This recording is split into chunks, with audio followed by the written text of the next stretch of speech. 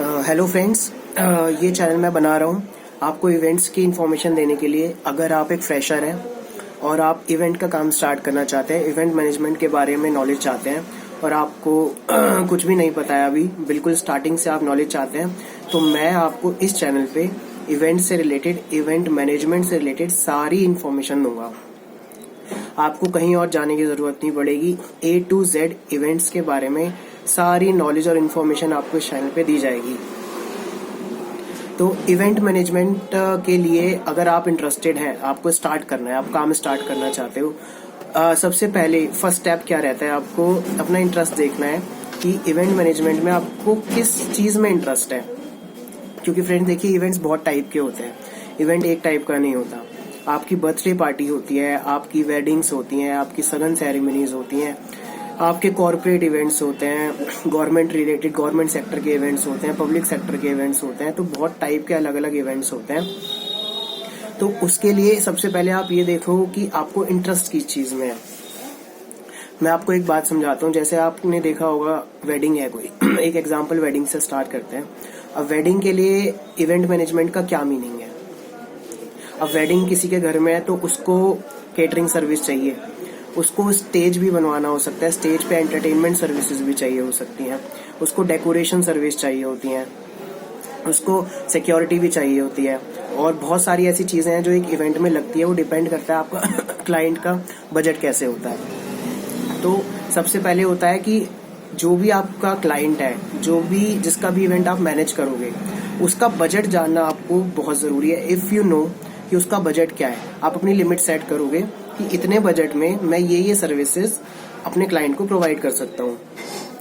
और अगर आपको सर्विसेज के बारे में जानकारी चाहिए, इंफॉर्मेशन चाहिए, तो वो मैं सारी इस चैनल पे आपको बताऊंगा कि कौन सी सर्विसेज होती हैं, कैसे होती हैं, आप वो कहाँ से हायर करेंगे, कैसे इस काम को स्टार्ट करेंगे। और ये सारी इन्फॉर्मेशन जो दी जाएगी वो आपको कम से कम बजट में दी जाएगी कि आप जो भी काम स्टार्ट करेंगे उसमें आपको बजट कम से कम रखना है अपना। ऐसा नहीं है कि बहुत लाखों रुपए आपको खर्च करने हैं इवेंट, लेकिन हाँ, थोड़ा सा स्पेंड आपको स्टार्टिंग में करना पड़ सकता है।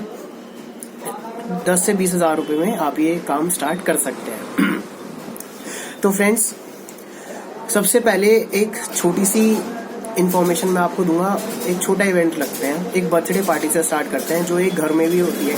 एक नॉर्मल बर्थडे पार्टी जो लोग अपने बच्चों का, कोई बच्चा हुआ है, किसी घर में न्यू बॉर्न बेबी है, तो उसकी भी पार्टी होती है। और अगर वो बेबी जैसे 1 ईयर का हो गया है, आजकल तो 6 मंथ्स का बेबी हो जाता है, तो भी लोग पार्टी करते हैं।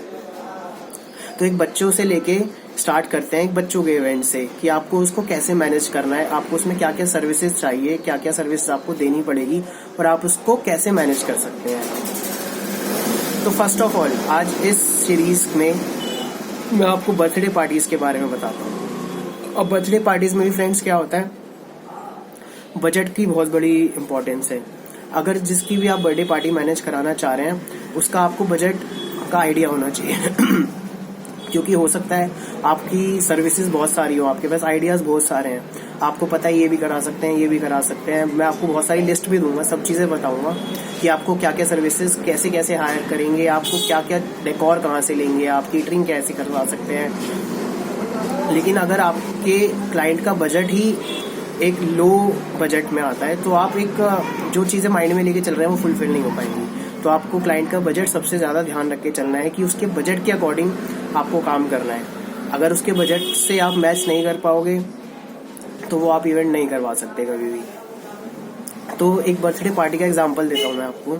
सपोज आपके घर में या किसी रिलेटिव्स में या कहीं भी कोई न्यू बॉर्न बेबी है या वो बेबी 6 मंथ्स या 1 ईयर का हो गया है, तो आपको अगर वो लोग पार्टी कराना चाहते हैं, एक छोटी सी पार्टी, फॉर एग्जांपल कि एक राउंड गैदरिंग देखनी है, जैसे सपोज करो आप 50 लोगों की गैदरिंग की एक पार्टी कराना चाहते हैं, वो घर घर में। अभी हम कोई बड़ा इवेंट, किसी डेकोरेशन, बड़ा बैंकेट हॉल या कोई फार्म हाउस वगैरह, इन सब की बात नहीं करेंगे, वो सब बाद में। पहले हम स्टार्ट करेंगे छोटे से इवेंट से जो घर में भी हो सकता है।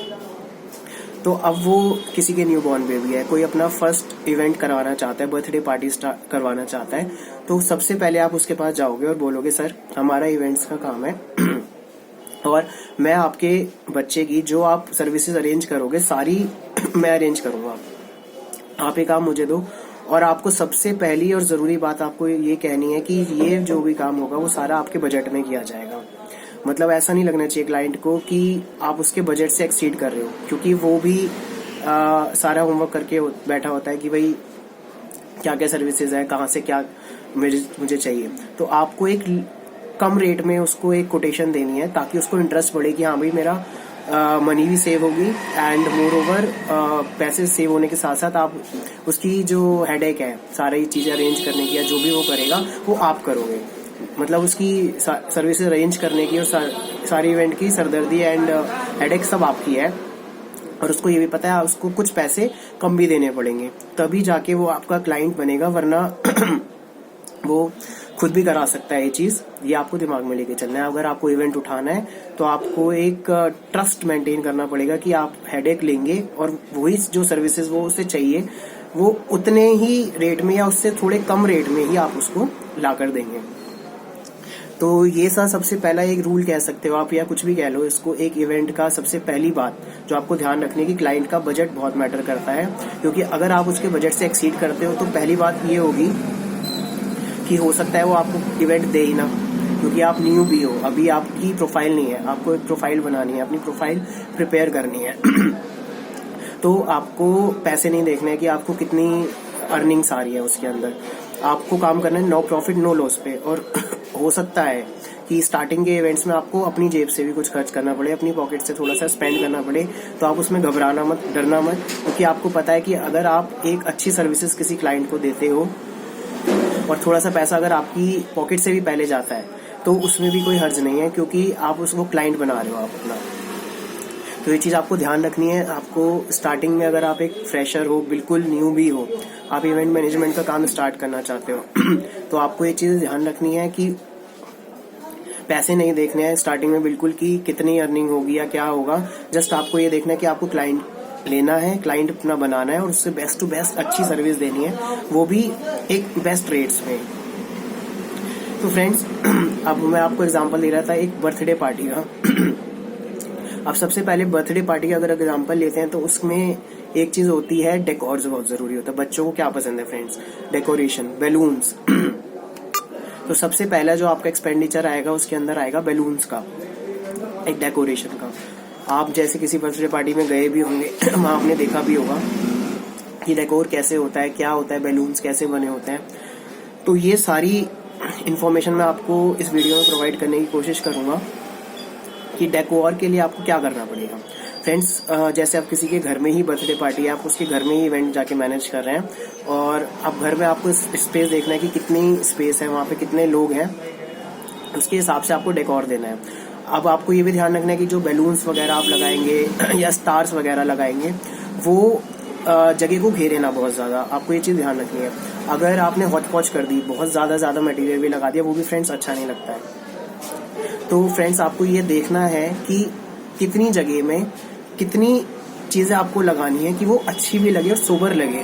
आपको जगह ना भरनी नहीं है। कुछ इवेंट्स वाले मैंने देखे हैं जो जिनके साथ हम काम करते थे पहले स्टार्टिंग में, वो लोग क्या करते थे, वो बैलून्स ले आते थे बहुत सारे और अपने हिसाब से हर जगह बैलून्स ही बैलून्स भर दिए, स्टार्स वगैरह जितनी भी चीज़ें आती है वो भर दी। तो फ्रेंड्स वो ऑड लगता है। हमें इवेंट को ऑड नहीं बनाना है, अच्छा बनाना है, एक सिंपल एंड सोबर लुक देनी है कि सब लोगों को वो एक अच्छी लुक लगे। Sorry friends, I have throat एक थोड़ा सा गला खराब है। तो सबसे पहले आपको डेकोर देखना है। आपको क्लाइंट उनसे पूछना है आपको कितना डेकोर चाहिए। आप एक काम कर सकते हैं, जैसे आप गेट से एंट्री होती है, आपको एक बैलून आर्क क्रिएट करनी है। आपने देखा होगा ऐसे करके सर्कल में आए एक बैलून्स लगे होते हैं गेट पे, वो बहुत अच्छे लगते हैं फ्रेंड्स।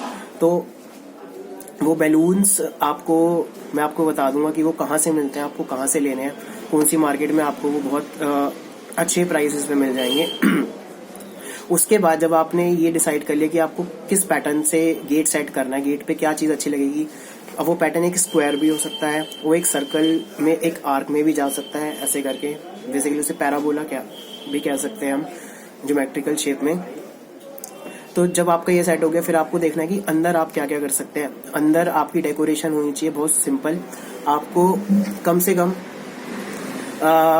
डिस्टेंस आपको देखना है, मेंटेन करना है कि कितने डिस्टेंस पे बैलून लगेंगे तो वो अच्छे लगेंगे।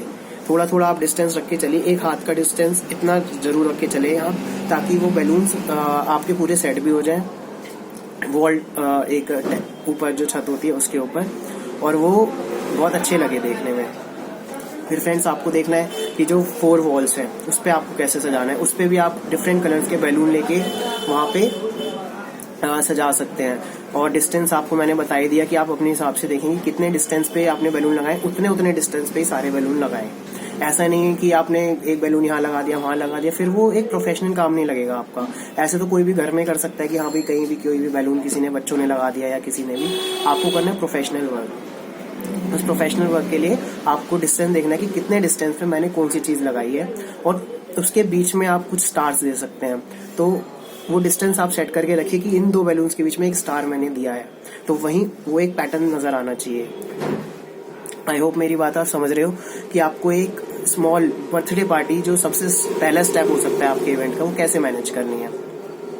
उसके बाद फ्रेंड्स आपको देखना है, क्लाइंट से पूछना है कि चलो आपकी डेकोरेशन में आपने क्या क्या सामान लगाया वो ठीक है। उसके बाद आप उसको केक भी अरेंज करा के दे सकते हैं, क्योंकि आजकल बहुत सारे नए नए टाइप के केक्स आते हैं जिसमें बहुत सारी वैरायटीज आती हैं। तो वो क्या होता है, लोगों को पता नहीं होता कि वो लोग नॉर्मल एक केक लेके आते हैं, पर आप क्या करोगे, एक शेप्ड केक, जैसे आजकल मिकी माउस की शेप का केक भी आता है, हार्ट की शेप का केक भी आता है, बहुत सारी टाइप के केक्स आते हैं। तो आप कुछ अच्छी सी बच्चों के हिसाब से अच्छी सी शेप और वो कस्टमाइज्ड केक बनवाओगे और क्लाइंट को दोगे, तो उसको बहुत अच्छा लगेगा कि आपने एक अच्छी वैरायटी उसे दी है केक में। वरना क्या होता है कि आपको फ्रेंड्स क्लाइंट बनाना है, क्लाइंट कहेगा कि ये नॉर्मल केक तो हम भी ऑर्डर कर सकते थे, तो आपको कुछ अलग से हटके उसको वैरायटी दिखानी, ताकि वो नेक्स्ट टाइम भी आपको याद करे कि हाँ भाई फलाने बंदे ने मेरी जो बर्थडे पार्टी थी वो अच्छी कराई थी, उसने एक वैरायटी दी थी। और फिर उसमें मैं आपको बता रहा हूँ, आपको ये नहीं देखना है कि आपके पॉकेट से भी कुछ पैसे अगर लग जाएं फर्स्ट और कुछ इवेंट्स में, तो आपको उसके अंदर परेशान नहीं होना है, बिकॉज आपकी एक जर्नी स्टार्ट हो रही है अभी। तो फ्रेंड्स ये एक बेसिक चीज थी, बेसिक स्ट्रक्चर मैंने आपको बताया। डेकोर की जरूरत पड़ेगी आपको एक बर्थडे पार्टी के लिए, आपको जरूरत पड़ेगी एक अच्छा कस्टमाइज केक के लिए। नेक्स्ट वीडियो फ्रेंड्स, ये वीडियो मैं इतना ही रखूंगा। नेक्स्ट वीडियो में भी आपको बर्थडे पार्टी कवर करके बताऊंगा कि आप बर्थडे में और क्या क्या थीम्स दे सकते हैं और क्या क्या कवर कर सकते हैं, और एक बर्थडे पार्टी को भी आप एक अच्छी पार्टी कैसे बना सकते हैं, एक अच्छे बजट में, एक कम बजट में एक क्लाइंट के लिए। तो फ्रेंड्स आई होप ये वीडियो आपको अच्छी लगी, पसंद आई। अगर आपको कोई इन्फॉर्मेशन एक्स्ट्रा चाहिए तो मुझे कमेंट्स करके बताएं, मैं आपको उसके बारे में भी आइडियाज दूंगा।